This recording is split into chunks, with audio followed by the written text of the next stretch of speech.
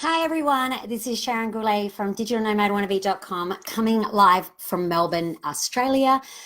Beautiful spring's day here. It's so nice to have the weather warming up. But I do want to put an apology out there in advance. I actually broke my toe 2 days ago. I'm having like the worst luck at the moment because that's off the back of crashing my poor little beetle last week and it being written off. So no car and I can't walk properly. But that means I've had to set myself up in a different location because normally I stand and I'm not doing that at the moment. And I'm currently balancing on a footstool to make this work. So hopefully I don't do anything to my poor toe. But let's talk about the things that matter. And that is my case study update. This is the fourth one today about my new site on Malaysia.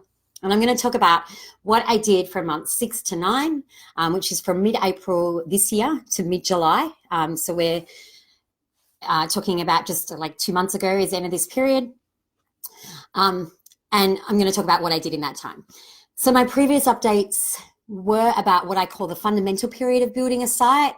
So, setting up those really good building blocks for success later. So it was a lot about SEO and affiliate marketing and that, and you can watch those old updates. They're in the video section of this page, or they're on digitalnomadwannabe.com, or they're on YouTube. They're everywhere if you haven't watched them yet. But the period I'm talking about now is where it gets more exciting. Now, at the start of this period, I exited the Google sandbox for sure. So that's where Google puts new sites and doesn't want to give you traffic for a while, and hit 20,000 page views a month from Google. And then I exceeded it. And I started to see more revenue. I also started to get more serious about monetization and doing a bit of testing and playing around a bit to make that work. So I started hitting the numbers where I could test, right? Like it's hard if you've just got really low numbers to test very much because you just don't have a big enough sample size to get an accurate result. Now, in this update, as always, I'll go into details of what I did and learned so you can copy and have success too. Now, like I said, if you missed the previous updates about where you can find them, I'll also link to it below when I'm finished, and you should definitely go watch them. So everything I talk about in this update was only possible because of the work I put in during those 6 months and coming up with like a good niche in the first place and all of that. And everything I do relates back to the strategy that I talked about in my very first case study update. I'm also going to put a screenshot of my traffic from the site beginning to the end of July after this in the comments when I'm finished. So you can really see what I'm talking about and how the traffic took off. And it's really obvious when the Google sandbox went away from that too. But before I get into it, I recommend you join my email list to get notified of other case study updates. And also you can download a free checklist of what you need to do when starting a site to have success faster. So doing all the steps that I have done for this site. You can get that at digitalnomadwannabe.com/checklist. Now, feel free to ask questions at any time about what I'm talking about, and I'll do my best to answer them, or leave more general questions to the end, and I will go over them then. So let's dive in. What did I do after month 6 when my last update finished? Well, for the first 2 months of this period, it was really much the same as my last update. There's no way getting around that quality content, great keywords and some link building will really make a very big difference. So, that's going to be going on forever, right? It's just that I'll also start emphasizing other tasks. I actually transited Kuala Lumpur overnight 3 times in April. So I wrote a ton of posts about that. You can go look at my airport section. It's quite in-depth.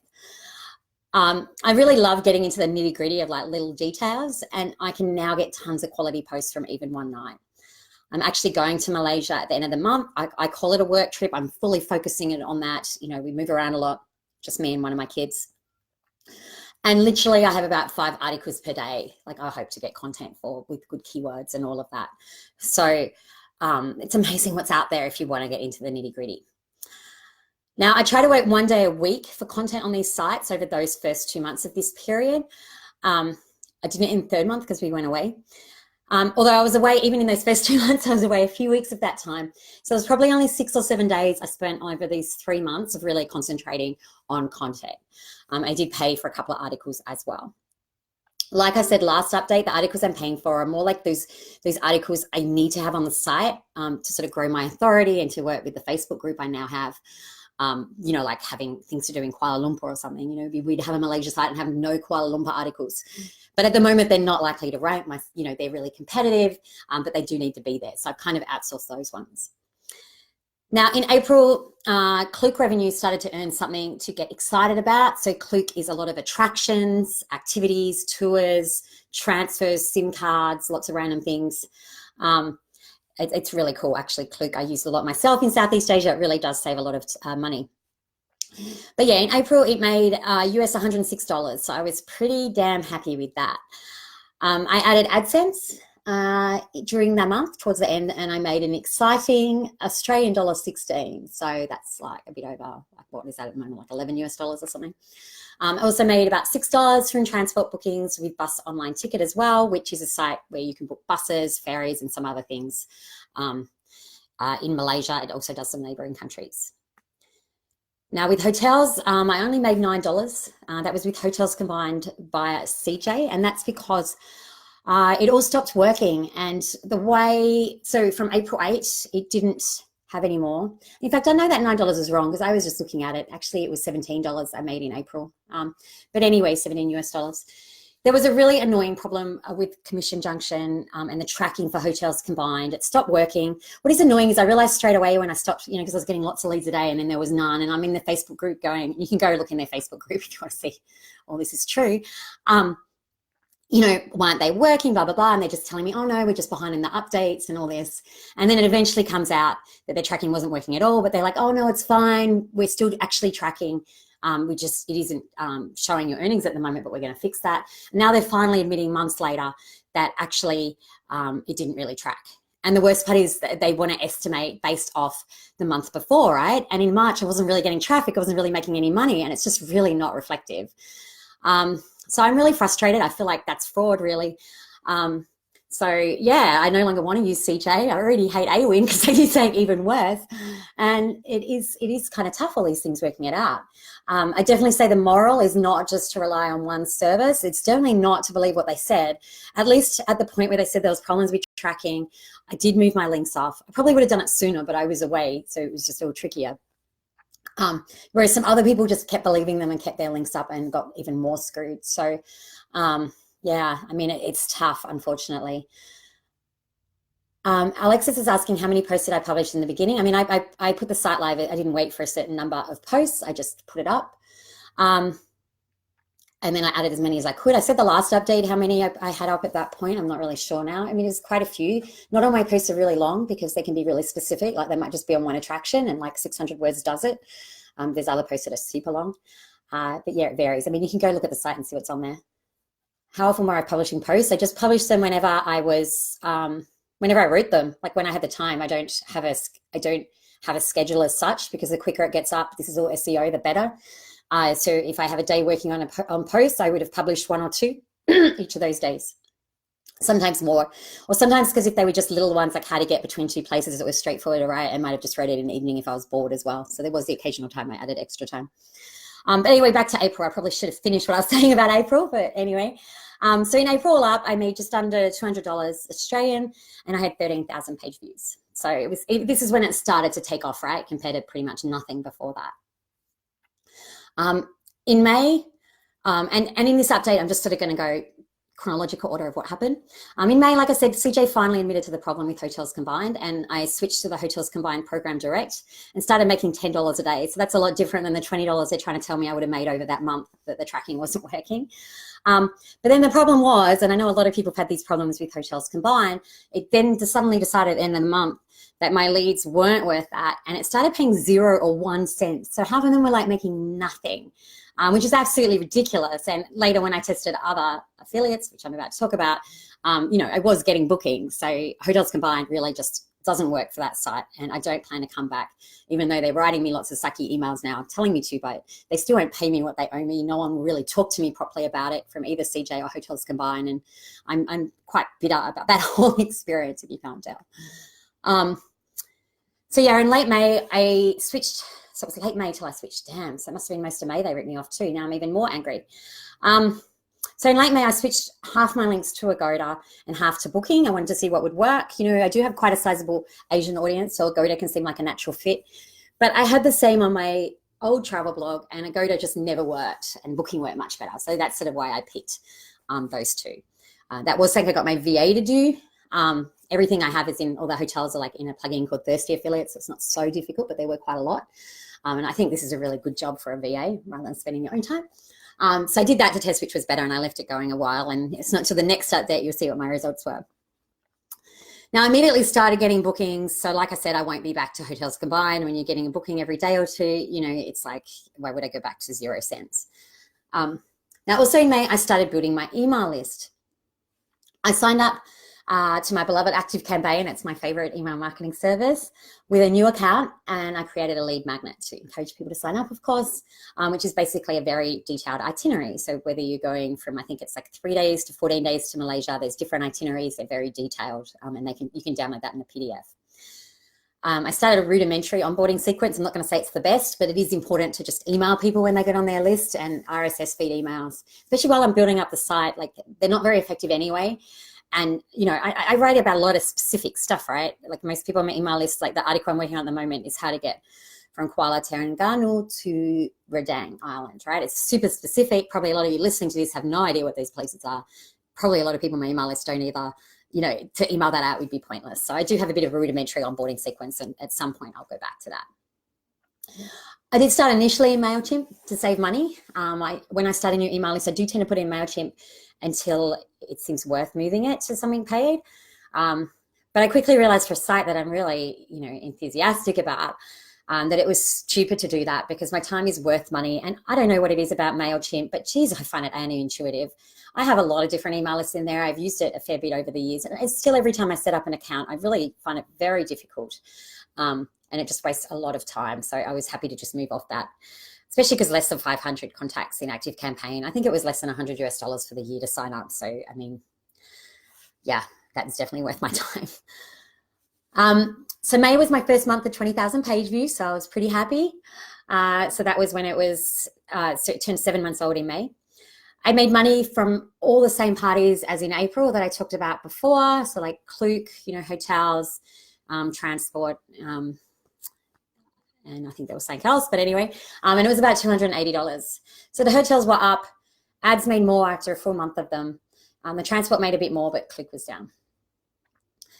Now, in early June was when a big Google update hit, so some of you might be aware of that. And I initially did think I was hit, as my traffic, when I compared to the week before, was down by a bit. I can't remember what it was. 20% is in my gut, but maybe that's wrong, but that's what I believe it was. But then I realized that actually in the week leading up to the update, my traffic was really high, much higher than normal. And if I actually compared the week after the update to the 2 weeks beforehand, my traffic was actually up. So I actually don't think the update pushed my traffic down, or that I was affected in that way. Where I was affected, I think, was the week before the update, that it made my traffic artificially high. And then after the update, it went back to its usual sort of growth it was having. And like I said, it was higher than the week before that. So I definitely learned from that to really, if you think you're here with an update, don't just look at the week before. That was a really big mistake of mine. And I realized that when I looked further back, right? So instead of being worried, it's like, oh, well, it's actually just business as usual. Except I say that, and I have definitely noticed some changes since that Google update. But what I've noticed is that my content isn't ranking as fast as it did. Okay, I was going to the top 2 pages super easily in May. So whenever I published, I think most of it went straight at least to the second page. But now it's taking months for new content to rank again. And that's really a lot more normal, especially for a newer site like mine, right? Over time, you'll probably find that you start finding areas where Google particularly likes you and you'll rank really fast. I've found that in past sites in the past. But, you know, at 7 months old, not so much. So I feel like it just sort of made it act like it should, rather than that anything went wrong for me. So in June, you know, as well, at the end of month 8, I changed my categories around. So when I first started the site, you know, I just guessed just to put something up, and I had like accommodation as a category, getting around, destinations. And I realized that categorizing by place name worked better for me, so I changed that. I think that that's a much better way to go than over worrying about it at the beginning. You know, just put something up. At month 8, it was still fine to move it. It wasn't really going to have drastic consequences, and I understood better how I wanted my site to be. I also added a map to the site after I think someone in here, or in one of my course students, said that a map would be handy because she's just reading the place names and she has no idea where they are in Malaysia. And I thought that was a very valid point. So I added a map to hopefully make navigation easier as well. Now, start of June, I also switched to Azoic, which is an ad network from AdSense, and that's been really great for me. It's earning a lot more than AdSense. There is a whole article on this on DNW that I published recently showing the exact differences. So that's all from the Malaysia side if you want to see it or you're interested in Azoic. And, you know, I think it's worth reading that review if you're thinking about ads. Now, before people start going on about Mediavine, you know, I think it's really great. There's like Mediavine has done a great job of getting raving fans, but it really shocked me when I published that article about how pleased I've been with Azoic is how many people actually attacked me for it, like I'm lying or something because they love Mediavine so much. I will say with that is not me. I don't love Mediavine so much. It has its pros and cons. I use it as well, reluctantly, to be honest, because I think it's just more about earning money than user experience. And what I really love about Azoic is just how much control there is. The reporting is absolutely amazing. You know, it thrashes anything in Mediavine. So all the people telling me I'm lying about that, I'm really not. Like, if you don't have an Azoic account, how would you actually know? The reporting is like down to a page level. It's amazing. And I do really like the emphasis on user experience. It really aligns with my own mindset, especially because I'm pro affiliate earnings. I think you're really limiting yourself if you're just focused on advertising revenue. And you have to be really careful with Mediavine that you're not hurting other areas, whereas I feel much more confident with Azoic. Also, this site would never be on Mediavine because there's a sizable Asian audience. So when you're going to tell people, you know, even just the other day, someone again was like, why would anyone recommend that? No one should use that. And it's like, no, in your experience, Mediavine is a good fit for you. In mine, not every site is a good fit. So yeah, anyway, I just wanted to get that out because it frustrated me a lot. Like, to give me a lot of hate for that is a bit ridiculous. Azoic has worked awesomely for me. So yeah, I changed that in June.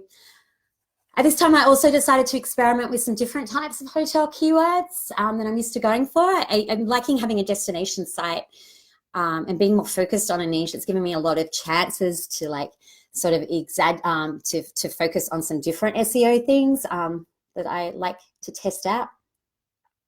And I just lost my place where I'm up to. Sorry, I don't want to forget anything. I got lots of gold in here, I hope. So anyway, I decided to experiment with keywords instead of just like best hotels in Kuala Lumpur, for example, right? I look at things like hotel near Kuala Lumpur airport. So I'm interested to see if it's possible to rank for these with a site like mine. I'm not really sure. I'm still not completely sure, but it's going okay. It's just not long enough yet. Mostly you see hotel booking sites for those, and the content's very short. So I'm just trying to like see if I can rank with short content. If it doesn't work out, then I might try lengthening it and just see how I go. So they're really just intros, comparison charts, and lists. So things that my VA can just about do the whole thing of. I just do the keyword research and write the intro, and then she can do it. So it's about an hour for me all up, which is amazing. So it's, you know, saying I'm happy to test to see how it goes. A lot of getting to around the top of page 2, 1 or 2 on the first page. So it seems like it might work. But I'll get back onto that when I know. So Kate had a comment about how she's been happy with Azoic too, you know, which I'm not surprised at.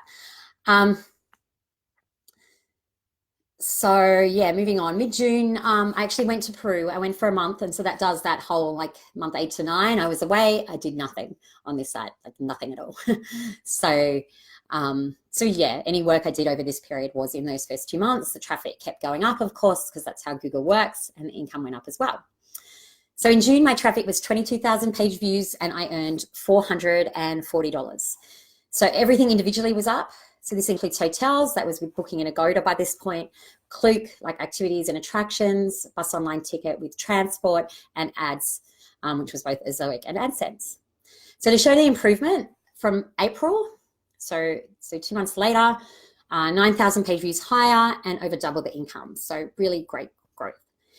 But I do want to talk about, at this point, about RPM. Okay, so how much money per 1,000 page views is that? Is that what that is? Although I tend to think about it in terms of users. So how much you make per 1,000 users. So when someone lands on my site, how much money is that worth to me on average? And I measure that. I sort of have like low thresholds of what I want to be over. And definitely on this site, it's worse than I'm used to experiencing. So maybe you're hearing, you know, what was that last month income? $440. I think, oh, that's great. And, you know, for a site of that age, it's not bad, right? But for that many page views, I would expect a lot higher. This is much worse than what I'm used to experiencing. I don't want to hold this up as like the golden standard of what you should be earning in that time, because, you know, other sites I've built would have done better. But this is because I have different goals than those other sites, right? Obviously, I want it to make income, but I'm not building this site to sell. I don't have a sole goal of passive income. So I've been working on other things at the same time, which have like diluted that. You know, when I really want a site to make a lot of money, you know, then every article I write will be to good buying keywords, you know, where, and with good affiliate links where I can make that passive income. And that's how I get it a lot higher than this, because this is actually only like 3 cents per user. And the minimum bar I allow for myself, and I don't think I have any sites under it, except for this site, is 10 cents per user. So it is a fair bit under at the moment. You know, so it's not something I'm stressed about, because I know I'm just working on lots of goals at once, and I'm patient, so it's all good, and I believe I'll get there. But it's certainly something on my mind to make sure I do get there. So yeah, I mean, it's happening because I'm not just writing posts where affiliates, a lot of my posts don't have affiliate links.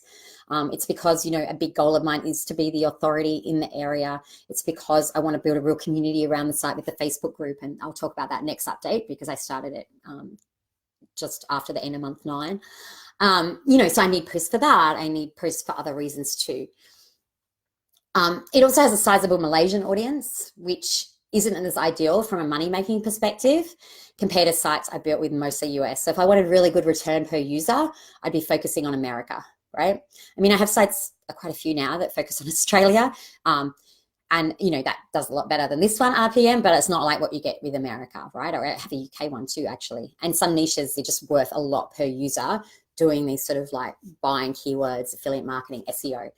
But I really have different goals for this. If you haven't heard them or you've forgotten, go listen to my first case study update again, and hopefully this will all make sense. I've also been doing experimentation, like I just talked about with the hotels near KL airport. You know, I want to learn. I'm saying that I do that with most sites. I do a little bit of experimentation, but with this one, I'm doing more because I am more patient with it, because it's more a long-term goal to get this site to be like my biggest site ever. So it's fun. I think that learning has value as well. You know, I'm always trying to get better at SEO. I'm always trying to do something a bit different. So yeah, I certainly have spent time doing that too. So like I said, I'm happy to be patient. At some point I want to up, not just by writing more affiliate focused content, which after this trip, after I do this trip coming up and I write a lot of content on that, I want to just focus on affiliate content again. But I also, you know, want to get to selling my own products. I want to do sponsorship. I want direct affiliate relationships. And I see all of that, you know, so I get higher commissions. I can see all of that really helping raise it. But yeah, for the moment, I'll put up with that 3 cents per user because I do feel like it's going in the right direction. So, oh, is there another comment, or is it just telling us someone's just online? That's annoying when it does that to me.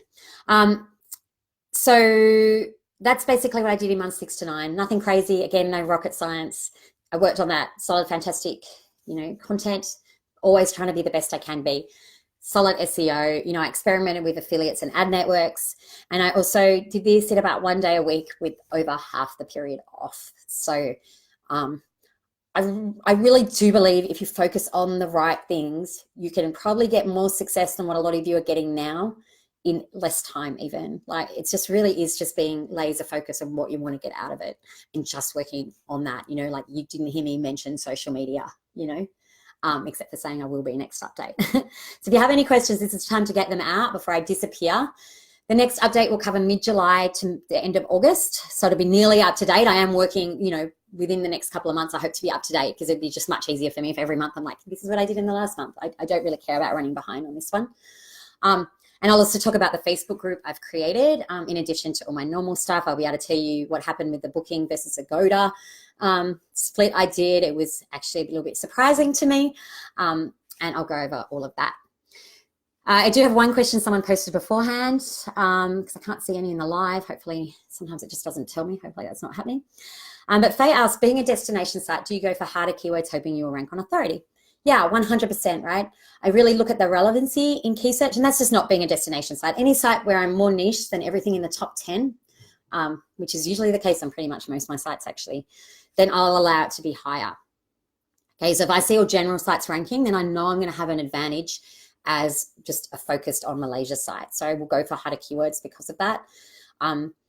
Even like when I'm writing for my Australian sites, if it's on a topic where Australian content will be more appropriate for an Australian audience than like American content, and I see all American content in there, I will go after that keyword even if it looks incredibly difficult. And I usually find I can still get to that top 10 because it works out that I'm more relevant as an Australian site and an Australian writing it, and that those American content, you know, it's just not quite right. I mean, that's not the same for all topics, right? Like if you're talking about things to do in Bangkok, it doesn't really matter if you're Australian or American, although I always did find it easier to rank in Australia than elsewhere as a travel blogger. But for some topics where, you know, things have different names and how we talk about it is a bit different and the facts are a bit different because someone's American versus Australian, just having an Australian site, I find really helps me rank. So definitely, this is all about relevancy. I always take relevancy into account. Just like I do the other way around. If the top 10 sites, say I wanted to write on a destination in Malaysia and the top 10 is just full of local sites that are just on that destination and they're more relevant than me, then I'll see that as much harder than what it might look like. So always taking that into account. Let's see if I have another question. My DA is 12. What should the search volume of the keyword I should be targeting? No matter what your DA, I would look, the minimum I go for at the moment is about 170 for the main keyword up. Obviously, the higher, the better. But when you've got a DA of 12, you're not really going to find ones you can win for. So what I recommend you do is pretend you're 30 until you are 30 and just be aware that you really need to work on the link building. And when you're working on building links to your site, you can always get it to those articles, which will help you rank for them, even with the lower DA, because that will really help you while building up the authority of your whole site. And then hopefully what you'll find is everything will come together at once. You know, I don't even know the DA of my Malaysia site. I don't even look. I treat it like the 30. I work on the link building in the background. And I really think about that relevancy as well. So I'll just be here another like half a minute if someone has a question. You know, I do recommend you join my email list to get notified of other case study updates. And also you can download a free checklist of what you need to do when starting a new site to have success faster. So that follows all the things I'm talking about in this case study. And you can get that at digitalnomadwannabe.com/checklist. Now below, just after I hit that I'm done, I will be putting the screenshot of my traffic and some links to some of the things that I talked about. And I hope you will join me on my next case study update coming up in roughly a month. I'll do it again. I'll get us to the end of August. I'll talk about the Facebook group. I'll talk about booking in Agoda and all of that and everything else that I did up to the end of August. And then hopefully the one after that, I'll get you like up to date.